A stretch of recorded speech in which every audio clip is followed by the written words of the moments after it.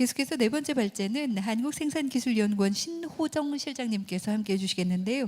디지털 제품 여건, DPP 이행을 위한 한국 산업계 준비 현황과 도전 과제라는 주제로 함께해 주시겠습니다. 여러분 따뜻한 박수로 맞아 주시기 바랍니다.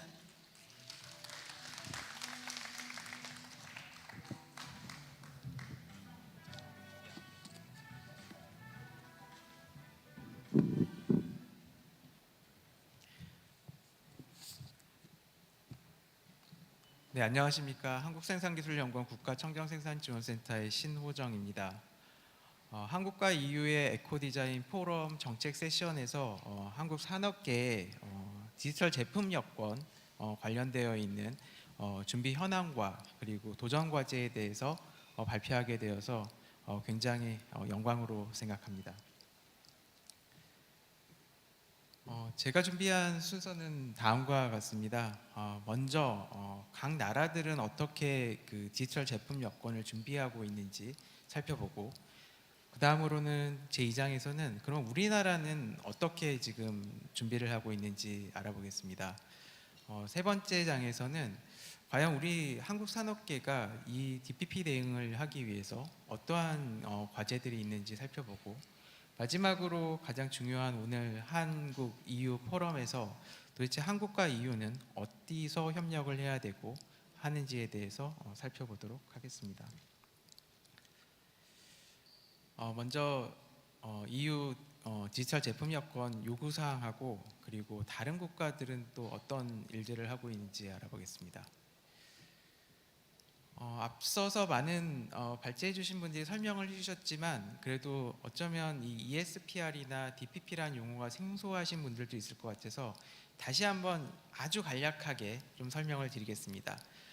ESPR이라고 하는 거는 그냥 쉽게 생각하시면 제품의 순환성, 그리고 에너지 성능, 그리고 재활용성, 그리고 내구성 등을 향상시키기 위한 규제다라고 법률, 이렇게 생각하시면 될 것 같습니다. 디지털 제품 여건 같은 경우에는 그냥 쉽게 생각하면 제품이나 그 제품에 포함되어 있는 부품 아니면 그 안에 더 원론적인 소재에 대한 디지털 신분증을 만드는 과정이다. 이 두 가지 컨셉만 이해하시면 아마 제 발표 이해하실 수 있을 것 같습니다. 문제가 지금 이 두 개의 표인데요. 이제 규정에 보게 되면 이제 디지털 제품 여건에 대한 요구사항, 기술적 요구사항 보시면 아마 조금 어려우실 것 같습니다. 특히 기술적 요구사항을 보게 되면 상호 운영성, 그리고 접근에 대한 권한, 아니면 데이터에 대한 무결성, 이런 어려운 용어들이 굉장히 많이 나오고 있는데요. 한번 이 내용들을 간간히 보다 보면 또 어렵다고 생각하시지만 표시해 놓은 거 보시면 한국 산업계에는 어쩌면 위기 요소도 있지만 어쩌면 기회 요인도 있는 것 같습니다. 앞서 슬라이드에 대한 내용들을 보다 보면 이제 DPP 굉장히 어려운 규제라고 인식하실 것 같아서 조금 원론적인 이야기를 한번 해볼까 합니다. 제목에 보시면 공급망에 대한 공유 가치를 만들기 위해서 제안되었다라는 내용이고요. 이 가운데표가 언제 발표된 자료냐면 EU 커미션에서 2022년에 나온 보고서입니다. 저도 맨 처음에 이제 이런 디지털 제품 여건에 대한 조사 보고를 할 때 정리해 놓은 내용인데 이 내용을 보게 되면 일단 다양한 이제 원료 채취부터 시작해 가지고 생산업자, 재사용업자, 그리고 관할 당국까지 다양한 이해 관계자들이 어쩌면 새로운 어떠한 가치를 만들 수 있기 때문에 그 가치를 만들기 위해서 이 디지털 제품 여건은 제한된다라고 이야기하고 있습니다. 제가 발표 과정 중에서 오늘 한국에 계신 참석자분들에게 말씀드리고 싶은 거는 디지털 제품 여건이라는 거를 생각하실 때 굉장히 어려운 규제, 준수사항 이렇게 생각하시지만 어쩌면은 지금 우리가 생각해야 될 거는 진정한 어쩌면 새로운 가치를 만들기 위해서 DPP를 받아들여야 되는 시점이라는 메시지를 전달시켜 드리고 싶습니다.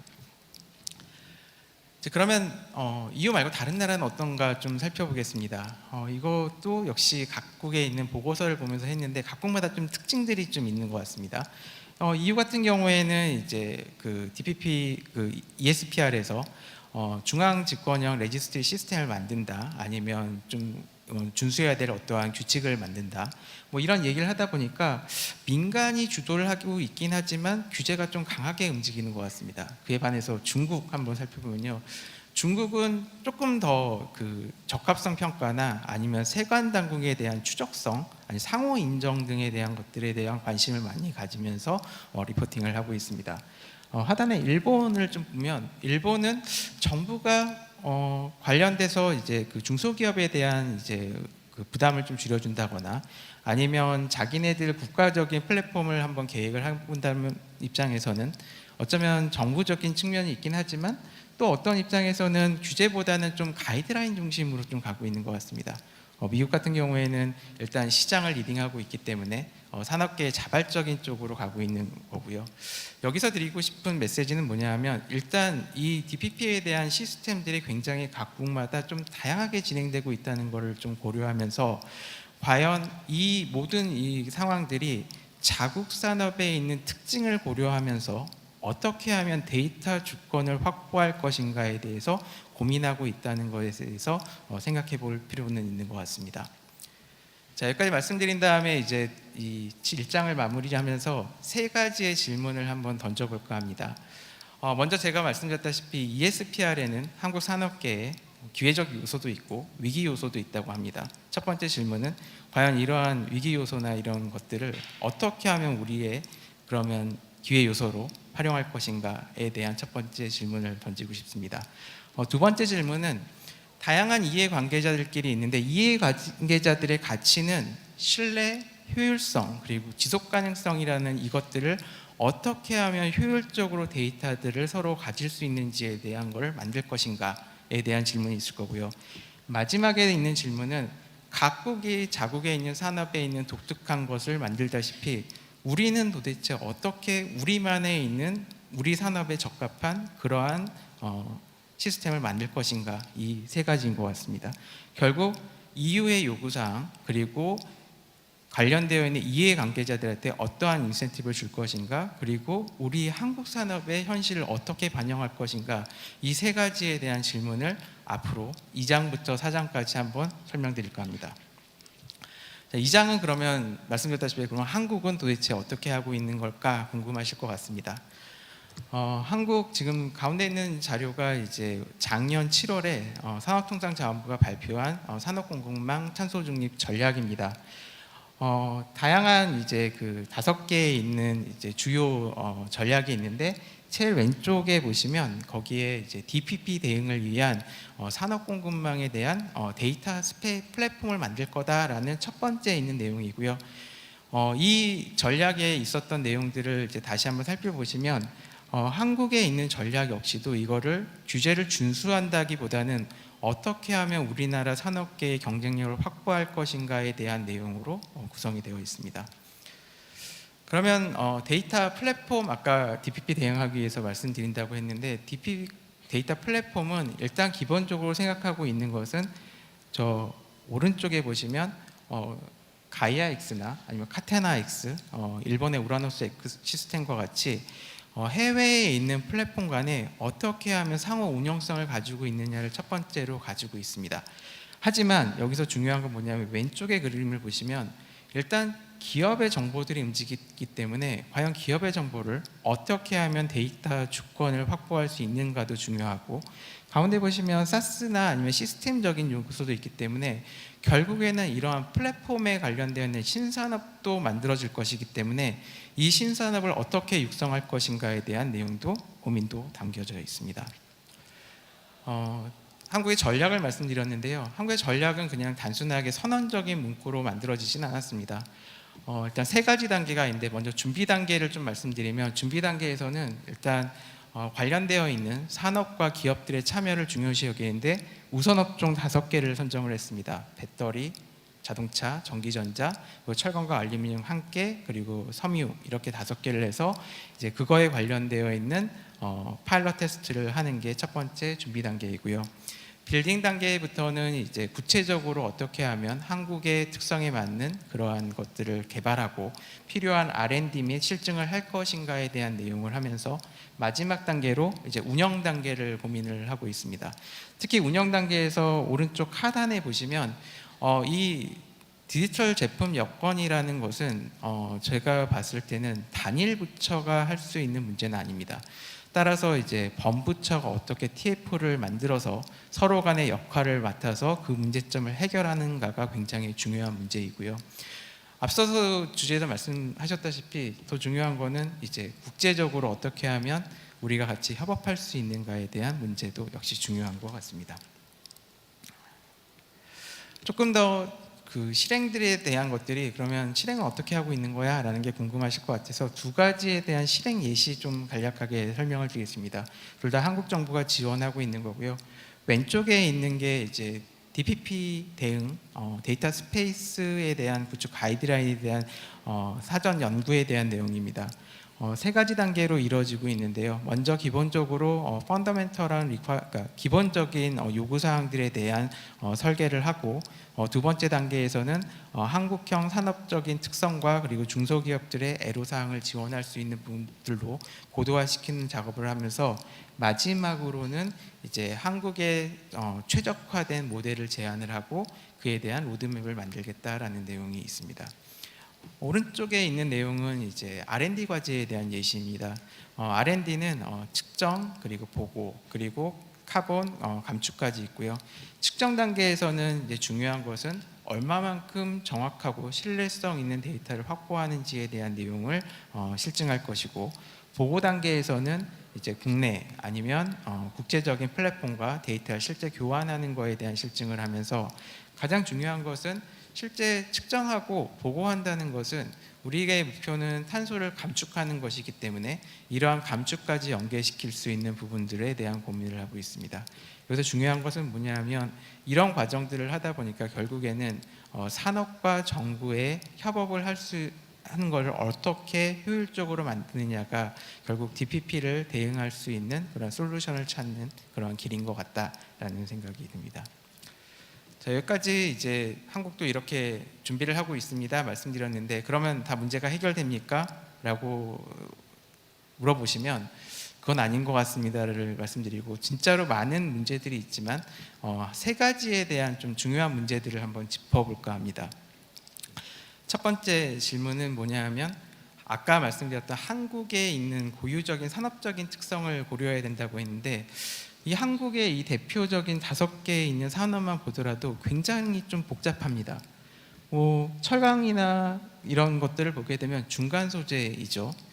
근데 또 중간에 보면 자동차 같은 경우에는 제가 적어놨지만 들어가는 부품만 한 2만 개가 들어가는 최종 제품이기도 합니다. 그러면 결국 이 디지털 제품 여건이라는 거는 중간재도 대응을 해야 되고 최종 제품도 대응을 해야 되고, 근데 또 문제를 보다 보면 저는 이제 그런 생각이 드는 거죠. 만약 철강 같은 경우에 중간재인데 만약 지금 데이터 캐리어라고 얘기하고 있는 QR을 만약 붙였을 때 가공 단계에서 QR이 훼손되는 문제는 어떡할까? 이런 질문들을 하게 되는 것 같습니다.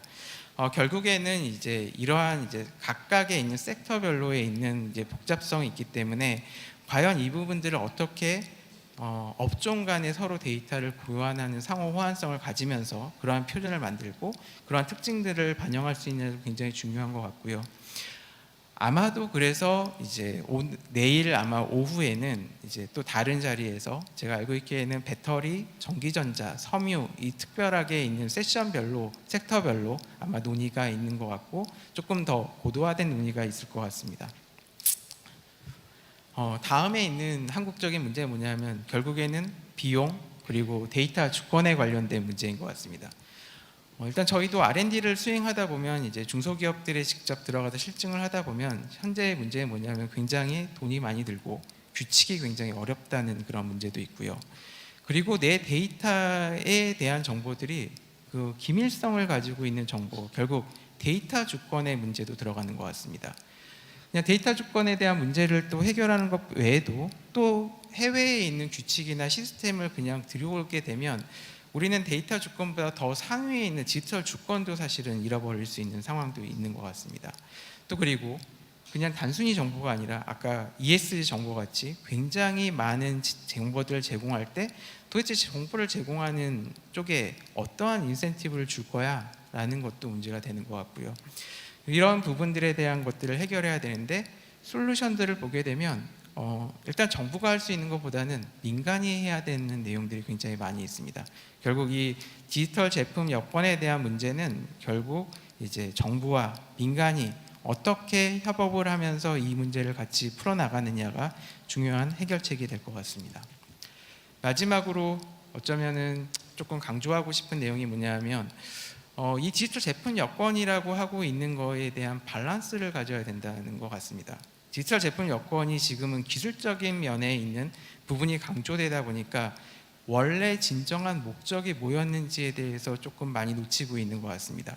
결국 이 DPP 시스템 같은 경우에는 결국 데이터 주권을 확보하면서 결국 모든 제품에 있는 정과정에 있는 이해관계자들끼리 서로 간에 새로운 부가가치를 만들어가는 과정인데, 우려되는 거 잠깐 왼쪽에서 말씀드리면 이게 지금 현재 너무 제조업자들에 대해서 이제 준수를 해야 되고 데이터를 제공하는 쪽으로 가는 게 아닌가. 그리고 어떻게 보게 되면 이 에코 디자인 걸 구현하기 위해서는 결국에는 고객이 어떻게 사용하고 있고 폐기 단계에서 어떻게 이루어진지에 대한 정보가 결국 그 생산자한테 와야지만 생산자가 에코 디자인이라는 거를 내가 적용해야겠다는 걸 가고 있는데, 네 번째 칸을 보시면 결국 에코 디자인 요구사항에 보시면 결국 사용자의 정보는 사용자가 허락할 때만 그걸 받을 수 있다라는 그러한 배리어도 존재를 하고 있는 것 같습니다. 따라서 이제 결국에는 이 에코 디자인을 통해서 오늘 이 페스티벌의 가장 중요한 주제인 순환 경제를 달성하기 위해서는 결국 준수자에 대한 거를 결국 생산자뿐만 아니라 결국 모든 사람들에 있는 서로 간의 공평한 이제 준수 사항과 그리고 데이터에 대한 주권, 그리고 성호 인정에 대한 부분들의 문제가 풀려야 될 것 같습니다. 자, 여기까지 말씀드렸고, 마지막이 이제 오늘 포럼의 가장 중요한 내용으로 이제 한국과 EU에 도대체 어떻게 협력할 것이고 그리고 어떠한 일들을 할 것인가로 간략하게 마무리하겠습니다. 왜 도대체 한국과 EU가 협력을 해야 되냐라고 하게 되면 그냥 제 생각은 그냥 공급망이 엮여 있는 것 같습니다. 5개의 주요 섹터를 보게 되면 이 5개의 주요 섹터는 다 EU의 서플라이 체인에서 어떠한 역할들을 하고 있고요. 특히 한국 산업은 거기에 굉장히 중요한 역할을 하고 있습니다. 근데 이제 저희가 생각해야 될 건 뭐냐면 과연 이 EU에 있는 그 ESPR이나 아니면 디지털 제품 여건에 관련된 거를 우리가 그냥 EU에 수출하기 때문에 따라야 된다라고 하게 되면 EU나 한국 모두 굉장히 힘든 상황이 갈 수밖에 없는 것이 그게 바로 공급망의 연결입니다. 그래서 결국에는 이 DPP의 구현을 하기 위해서는 한국과 EU가 서로 긴밀하게 협력할 수 있는 그런 체계를 만드는 게 필요한 것 같습니다. 자, 그럼 마지막으로 그럼 도대체 뭘 논의하는 게 필요할까라고 이야기할 수도 있고요. 오늘은 이렇게 지금 한국 상황이 어떻고 EU 상황이 어떻습니다를 설명드리고 있긴 하지만 앞으로는 조금 더 우리가 무엇을 해결할지 아니면 누가 인발브 돼야 되는지 그리고 이 솔루션을 어떻게 구현할지에 대해서 조금 더 구체적인 논의가 필요한 시점인 것 같습니다.